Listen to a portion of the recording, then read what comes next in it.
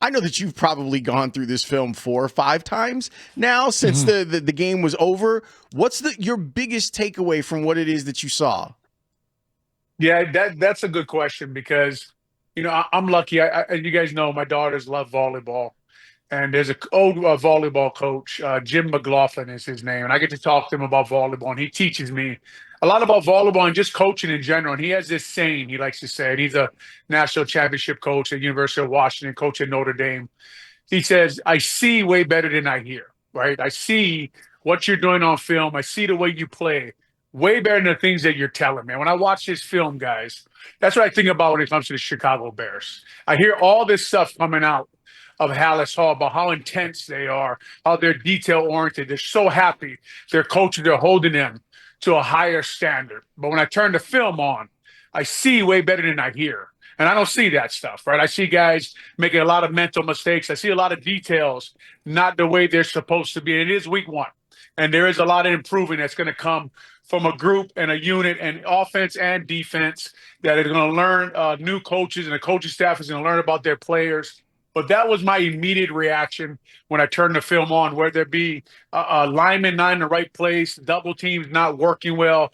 You heard Coach talk about we didn't get the mic point right. You can see that on film sometimes, whether it's the quarterback holding onto the ball too long or it's the running back not pressing the line of scrimmage and cutting 2 or 3 yards behind the line of scrimmage. You can't stay on your block when a guy is doing that, or whether it's the defense not filling the gaps, in the fourth quarter, when the Minnesota Vikings average in the fourth quarter 5.5 yards a carry and changed the game. Their run game changed the game and made the defense play a little tighter, a little more aggressive, and then JJ got hot, and then we lost the game, right? So that was my first reaction, Lawrence, when I watched this film. I just thought about what Coach Jim McLaughlin always says to me. I see way better than I hear. It's great stuff, and we need you, Olin. Let's stay on the offense and tell us more about the non-Caleb issues. I feel like we've dissected that, and we kind of know where some of that is, but tell us what the offensive line and the running back did that jumped out to you. Give us a little more on that. Yeah, so when you watch it, right, I'm like, you guys have all these ex-quarterbacks on. I listen to them during the week. And I always think about, like, even for me, right, Speeds, when you ask me about O-line play, Yeah. I'm an O-line apologist. By that, I mean, I'll watch the O-line because I'm a former O-lineman, and I tell you why it's everyone else's fault. I think the O-line's playing pretty good. Right, because I think it's hard to do what they're doing. I'm like, well, I can see why you would miss that block. I can see why you would take that step. If the running back would have just hit this hole, and if the running back would have just pressed it a little more, right, and if the quarterback would just get the ball out, if they'll make the play here and there. So, my first thought is the inside three. Definitely, who much is given. You guys heard me say coming in, who much is given, much is expected. The inside three needs to play better, right? Tooney, Dahlman, and Jackson. And Jonah Jackson, I don't know the last time he played right guard. I'd have to look that up, his stats, but I found it, I was interested to see how he would adapt to that, because I think all his best football has been at left guard since he's been in the NFL, right? I think he's been a Pro Bowler there, maybe even closer to an All-Pro when he was in Detroit. And the first thing the Rams did was move him to center, and that didn't work out. And now the Bears had moved him to right guard, and it looked like he struggled a little bit in pass pro with his hands. Get his hands knocked down now. Going against two very good D tackles that the Minnesota Vikings have signed this year, but also he was also getting beat by the young guys and some rookies. And it looked like him and Dahlman had some trouble on where he was going to be in the protection and where Dahlman was going to be. And what you hope immediately is they'll learn how to play with each other, right? And then when you watch Tooney, maybe getting his feet under him just a little bit, the pocket's getting pushed a little bit. Caleb now is a little shorter quarterback than he's ever played with. So maybe he watches film and says, man, I better go to a jump set here, keep these guys in a line of scrimmage. This quarterback isn't as tall as the guys that I have played with, and I need to keep guys out of his lap. And so when you watch that, and when you watch the running back, I have a hard time talking a lot about Swift, because to me, They know what he is. I know what he is. I've been watching him for years, and we keep saying, whether it was Coach Eberflus saying, "Man, we're going to get him to hit the hole." Now we got, man. Don't worry, Eric Bieniemy is going to yell it into him, right? He's going to yell into him that he needs to run harder. So I just, I like to see it like everybody else. Manan guy, but he struggled a little bit in pass protection. We talked about how Ivan Pace Jr. drew holding calls against the Bears the years before. We talked about that in pregame. He did it again. Right, he did it again this week. He's a great blitzer. They do a nice job running a cross dog in there. They put Monanga and Dahlman in trouble. They put Dahlman and Jonah Jackson. Just when you watch that inside three, I think they'll grow together, guys. I think they'll get a little better, Speaks. But that was my immediate reaction watching just this film. We've only got to see the Bears once this year so far. I'm glad that we're looking at this from the non-Caleb part of it, and we can get Olin's thoughts on Caleb too, but to stay with the run game thing and with zone runs in particular, I was having a conversation with Norv Turner about this last year. I got introduced by Wani, and we talked a little bit about it. I've heard him say this. I've heard other offensive linemen say this. Olin, you may have even said this to me.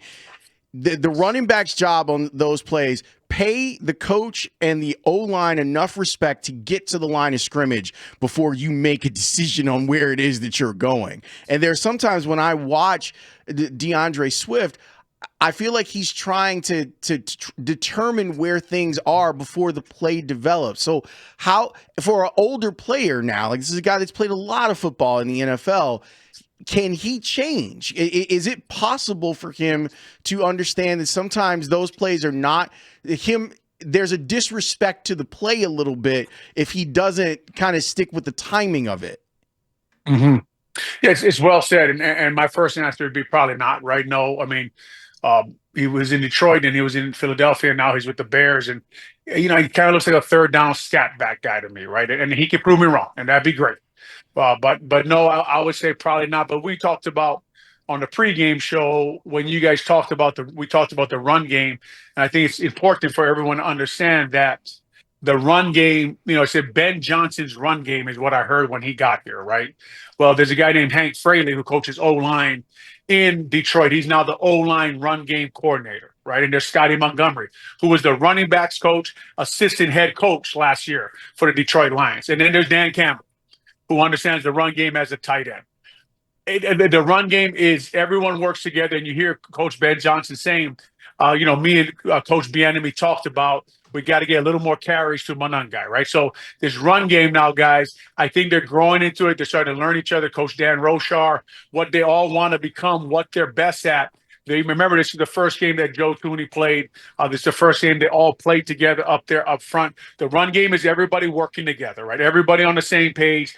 You heard him talk about the Mike point. They had some mistakes there. So I think even bigger than Swift and him, and he needs to press the hole a little more, in my opinion.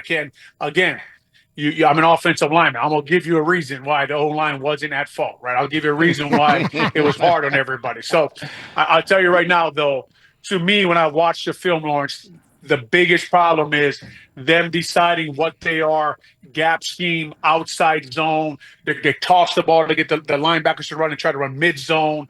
They ran a few plays like this. There wasn't a lot of, counters. There wasn't a lot of different looks for the linebackers to read, to throw them off a little bit, to throw off their reads, get them to fit wrong. So I think they're all working together, all starting to learn. They finally got film. We hired Ben Johnson because we think he is really good at scheme. And I think even when you watch that film, you can see his thoughts, but then now he has to marry it with, what do my players do well? What do the players I have now do well? And you heard him say he never really felt the run game, I think was his quote after the game. Never really felt good about the run game. And look, when you're giving it to Gibbs and Montgomery and you're running behind 3 All-Pros for the Lions, you feel good about calling run plays, right? So they are trying to find their way here. The inside three of the Bears offensive line, big things are expected of them. Darnell Wright is a good football player. Cole Kmet, I thought, battled well. Colson Loveland's on the field. Bird and all these guys, they got to find what they want to do.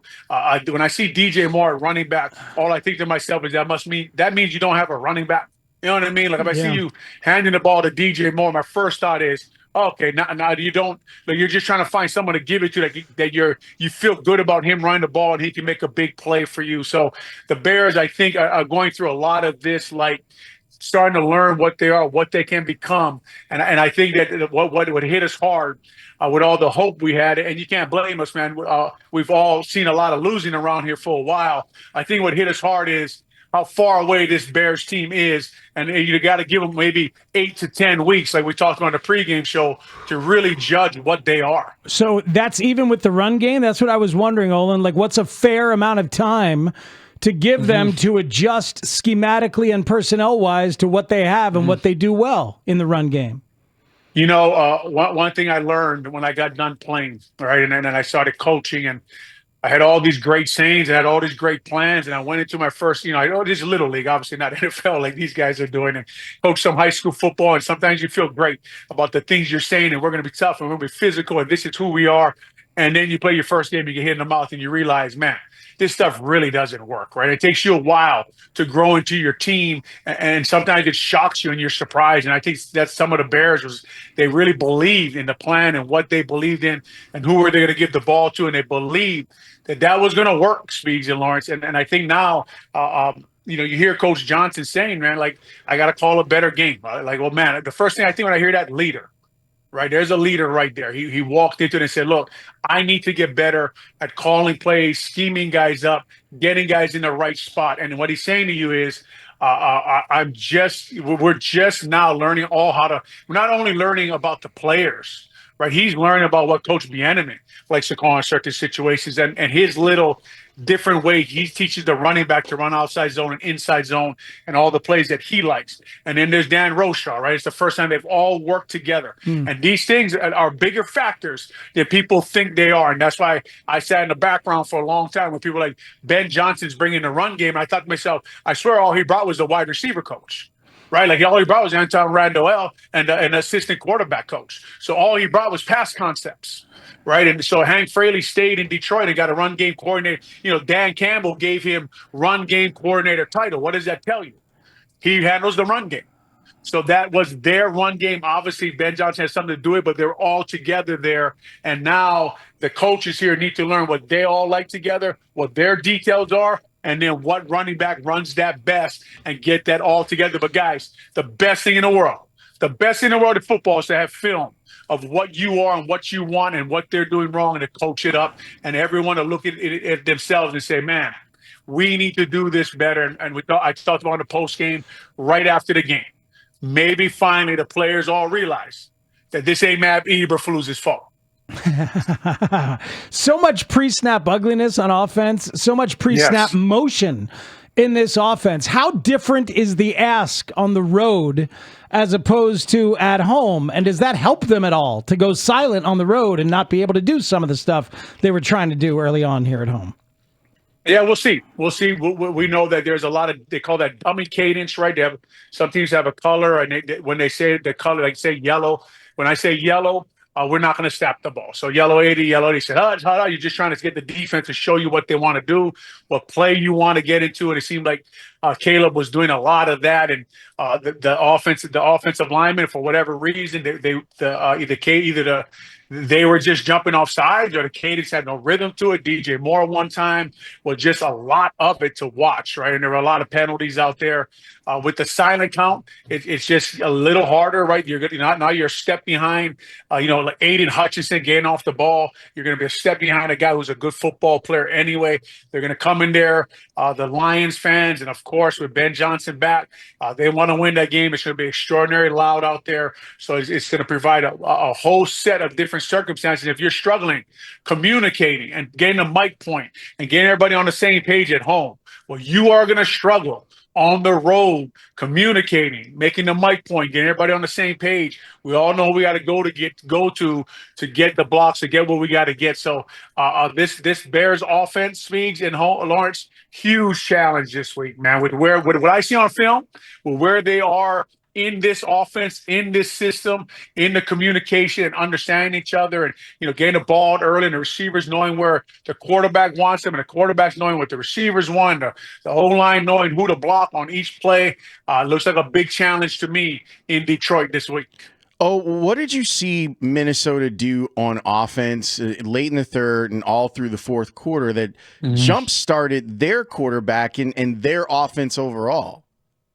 Yeah, they started running the ball with a lot of success, right? And I'm going to look at my sheet here. So Jordan Mason really gave them a boost there, and they went to a couple gap plays and they hit downhill hard and got it looked like they got Dennis Allen a little off balance there with what to call, and maybe I'll crowd the line of scrimmage a little more, get my guys up there, try to stop the run, and then JJ just got comfortable. And I think what happened to a lot of guys, I think what's underestimated sometimes is they have those tablets on the sideline, right? You guys all see them looking at it.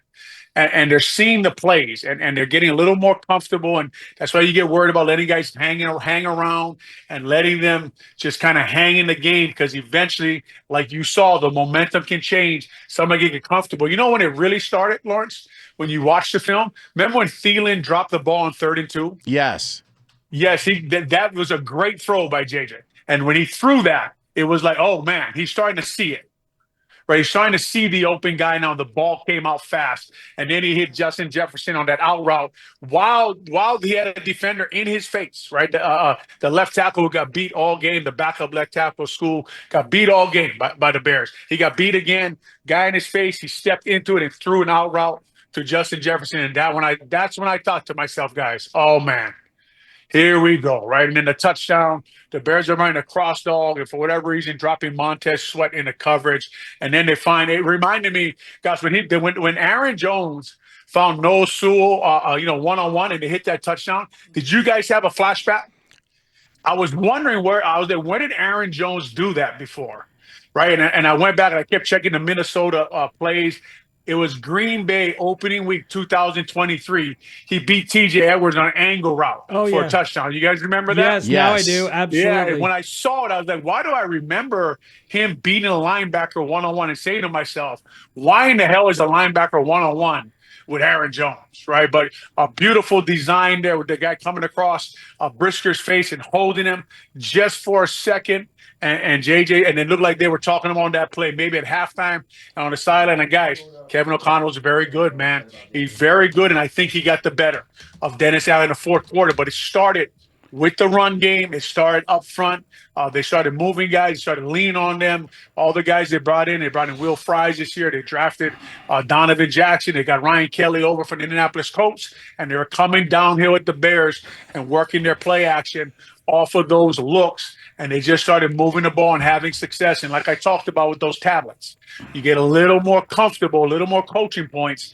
And when Thielen dropped that ball and he put his foot in the ground, I thought to myself, man, he's getting a little more comfortable against his Bears defense. And now he's starting to see where he wants to go with the ball. So many season openers, so many times you've been disappointed that your quarterback is not better than the division opponent. That was Jordan Love and Justin Fields, all the build-up. Yeah. Like, I think we got a guy who's better than your new guy. He's not good yet. And then we're like, oh, maybe Jordan's good. This is great stuff, Olin. This has all been outstanding. He's very, very talented up there in Green Bay, and we'll get a chance to watch him and Jaden Daniels tonight. That'll be a lot of fun. We're actually going to talk about that a little bit later on in the show.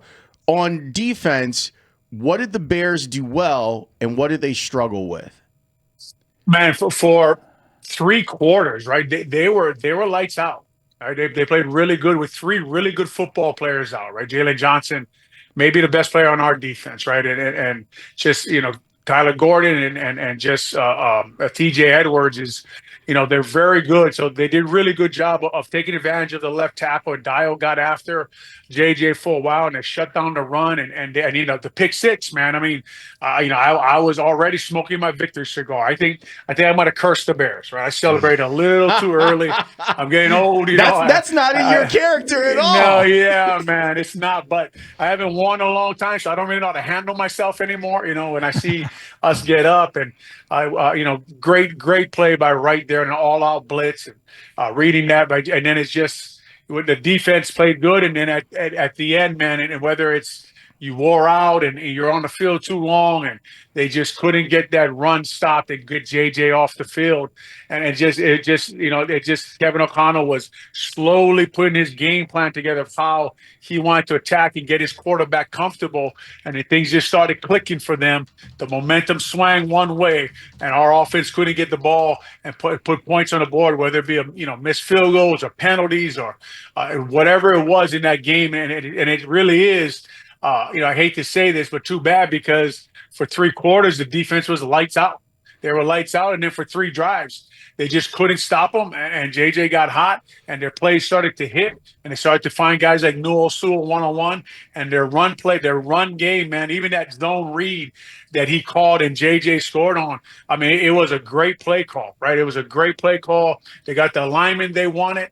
They got outside. They released the tight end, and he just outran everybody. I think it was like 14 yards for a touchdown. So it's so crazy on that play. Like just the subtle move that Hawkinson made towards the inside, like what that does. Bluff block. Yeah, they call that a bluff block. Yeah, they're bluffing him, and he thinks a block's coming, and boom, I'm outside, and the rest was history, like you're saying. It's just everything.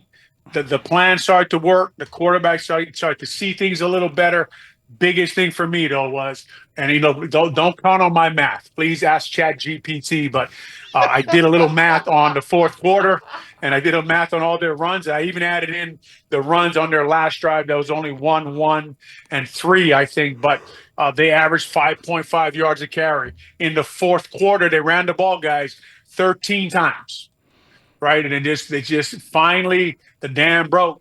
And they just kept scoring on the Chicago Bears, and Dennis Allen, who had called a great game, sometimes the thing just changes, and Kevin O'Connell started getting the best of him and started beating him on different plays and finding the right protections and getting the right play calls. Like, you call a 1st and 10 out of gun, and you're just guessing that Noah Sewell is going to be a man on Aaron Jones. And it's a great guess by him.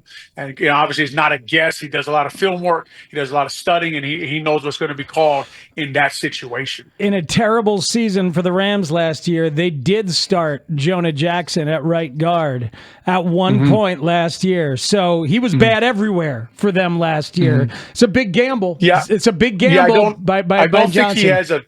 I don't think he has a ton of, his best football is been at left guard. So I'm very interested to see him grow at that position. I thought he overset a lot of things, and him and Dahlman didn't really kind of know where each other were going to be, right? And that takes a long time to learn, right? Whether it was Roberto Garza, whether it was Rex Tucker, whether it was Chris Valero, whether it was Reuben Brown or Steve Edwards or Josh Beekman or the 50,000 guards I played with. It always took a while to learn what they did and how they wanted me to set and where they wanted me to be.